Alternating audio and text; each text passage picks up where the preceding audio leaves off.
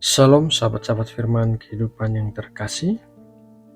Dalam perjalanan hidup sehari-hari, kita seringkali diperhadapkan pada berbagai situasi yang menguji iman, kesabaran, dan ketaatan kita kepada Tuhan. Pencobaan datang dengan cara yang halus, seringkali pada saat kita lengah dan merasa paling lemah.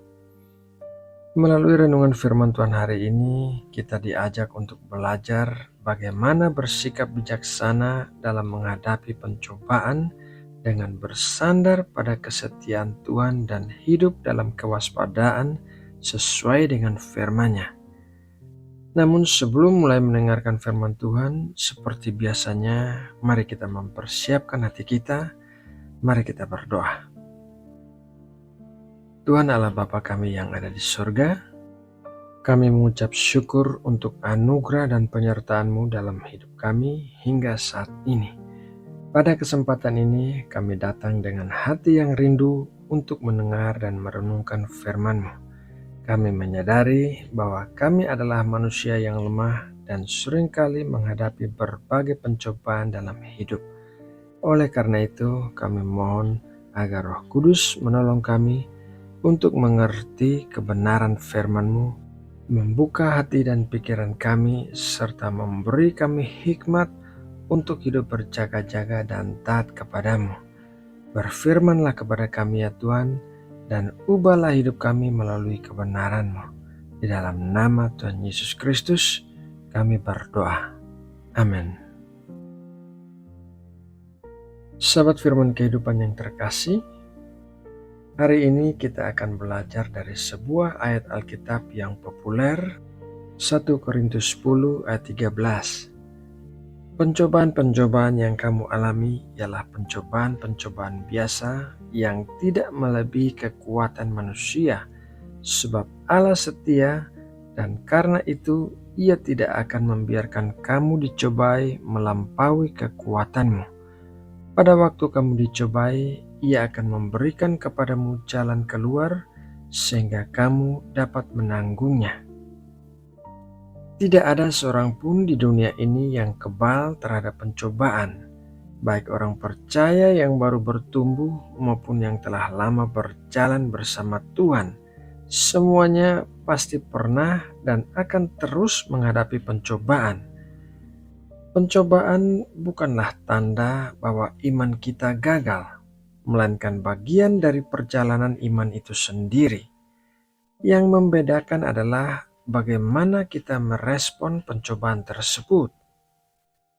Firman Tuhan dengan jujur menyatakan bahwa pencobaan adalah pencobaan-pencobaan biasa, sesuatu yang manusiawi. Namun di dalam kebenaran yang sama, Tuhan juga menegaskan kesetiaannya. Ia tidak akan membiarkan kita dicobai melampaui kekuatan kita, dan Ia selalu menyediakan jalan keluar. Pencobaan jarang datang secara acak. Ia sering membidik area-area kehidupan di mana kita lemah.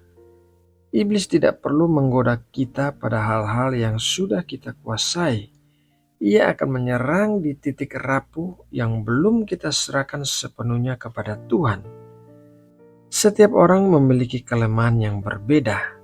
Ada yang lemah dalam penguasaan diri, ada yang lemah dalam emosi, ada yang lemah dalam kesetiaan, dan ada pula yang lemah dalam iman ketika menghadapi tekanan hidup. Karena itu, hidup bijaksana berarti mengenali kelemahan diri sendiri dengan jujur di hadapan Tuhan. Kemudian juga ada beberapa kondisi tertentu yang membuat kita jauh lebih rentan terhadap pencobaan. Salah satu cara untuk berjaga-jaga adalah menyadari keadaan hati dan tubuh kita. 4 kondisi yang sering menjadi pintu masuk pencobaan adalah yang pertama, lapar. Kelaparan bukan hanya soal fisik, tetapi juga kebutuhan emosional dan rohani. Ketika kebutuhan tidak terpenuhi, kita cenderung mencari kepuasan secara instan, seringkali dengan cara yang salah. Tidak mengherankan jika Tuhan Yesus dicobai pertama kali oleh iblis saat ia lapar setelah berpuasa 40 hari. Yang kedua, marah. Amarah yang tidak dikendalikan dapat membuka pintu dosa. Dalam kondisi marah, seseorang mudah berkata kasar, menyimpan kepahitan, atau mengambil keputusan yang disesalkan kemudian. Alkitab mengingatkan agar kita jangan memberi kesempatan kepada iblis melalui amarah. Poin yang ketiga, kesepian. Kesepian membuat seseorang mudah mencari penghiburan yang salah. Banyak orang jatuh ke dalam dosa bukan karena niat jahat, melainkan karena merasa sendirian dan tidak dipedulikan. Ketika kesepian, kita perlu lebih dekat kepada Tuhan dan komunitas yang sehat. Yang keempat, lelah. Kelelahan melemahkan pertahanan rohani. Saat tubuh dan pikiran lelah, kewaspadaan menurun dan godaan terasa lebih kuat. Tidak sedikit kejatuhan rohani terjadi ketika seseorang mengabaikan kebutuhan untuk beristirahat. Saudaraku yang terkasih, hidup bijaksana berarti belajar mengenali tanda-tanda ini dan tidak meremehkannya. Di dalam 1 Korintus 10 ayat 13 menunjukkan keseimbangan yang indah antara anugerah Tuhan dan tanggung jawab manusia. Tuhan setia memberikan kekuatan dan jalan keluar, tetapi kita juga dipanggil untuk berjaga-jaga dan mengambil langkah yang benar. Tuhan tidak menjanjikan hidup tanpa pencobaan, tetapi Ia menjanjikan penyertaan dan pertolongan. Jalan keluar seringkali sudah tersedia, namun kita perlu memilih untuk menggunakannya, menjauh dari sumber godaan, berdoa, mencari pertolongan rohani, dan hidup dalam ketaatan. Adam dan Hawa adalah contoh bagaimana manusia bisa jatuh ketika tidak berjaga-jaga. Mereka dicobai di area yang tampaknya kecil, yaitu keinginan untuk menjadi seperti Allah. Mereka mendengarkan suara iblis lebih daripada firman Tuhan, dan ketidaktaatan itu membawa konsekuensi besar bagi seluruh umat manusia. Kejatuhan mereka mengingatkan kita bahwa pencobaan yang terlihat sederhana bisa membawa dampak yang sangat serius jika tidak dihadapi dengan ketaatan. Sebaliknya, Tuhan Yesus memberi teladan yang sempurna dalam menghadapi pencobaan. Ia dicobai oleh iblis dalam kondisi lapar, sendirian, dan secara fisik ia lemah. Namun ia tidak jatuh ke dalam dosa. Kunci kemenangannya adalah ketaatan kepada firman Tuhan dan kepercayaan penuh kepada Bapa.